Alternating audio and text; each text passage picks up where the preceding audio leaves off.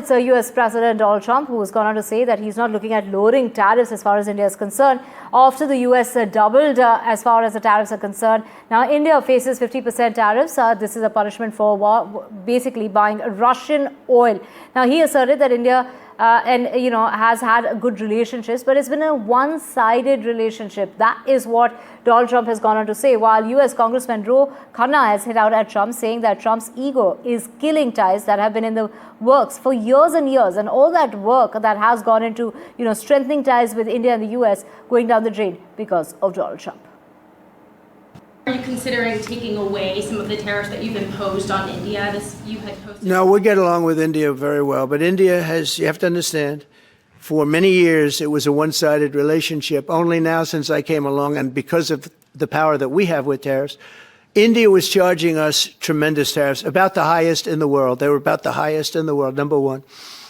And we, therefore, weren't doing much business with India, but they were doing business with us because we weren't charging them foolishly. We weren't charging them. So they would send in massive, everything they made, they'd send it in, pour it into our country. Therefore, it wouldn't be made here, which is a negative. The co-chair of the US-India caucus, I want to sound the 5-alarm fire on what Donald Trump is doing to destroy the US-India partnership.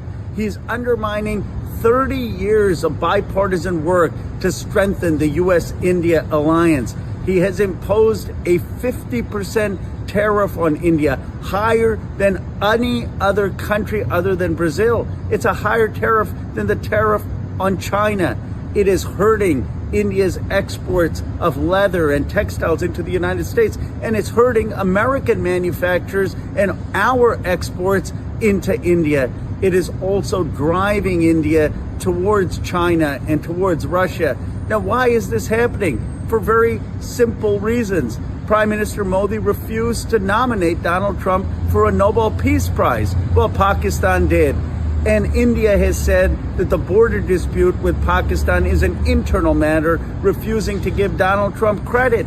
We can't allow the ego of Donald Trump to destroy a strategic relationship with India that is key to ensuring that America leads and not China.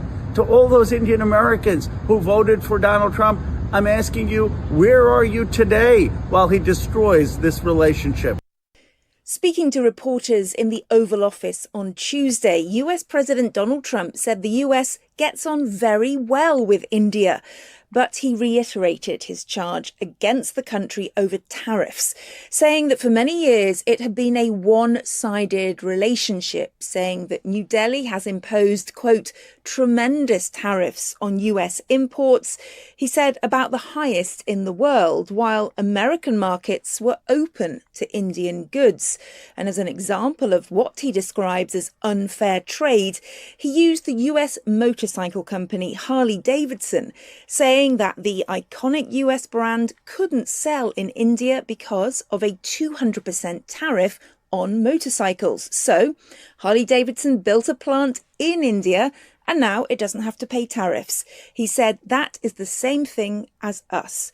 Now, the US tariffs on India came despite months of negotiations, with US trade negotiators saying they were exasperated with India's protectionist policies. Mr. Trump had set a 25% duty on Indian exports, but doubled that to 50% last week as a punishment for the purchase of Russian oil. Now, the US is India's biggest export market, and those levies have hit more than 55% of goods. Mr. Trump has expressed frustration over India's continued purchases of Russian energy, but New Delhi says it is needed to keep its oil prices low.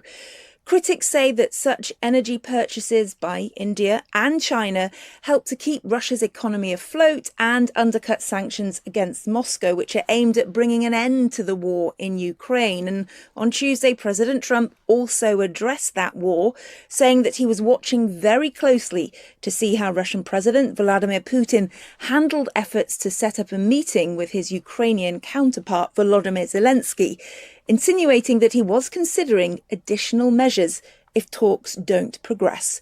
Kate Fisher, NDTV, Washington.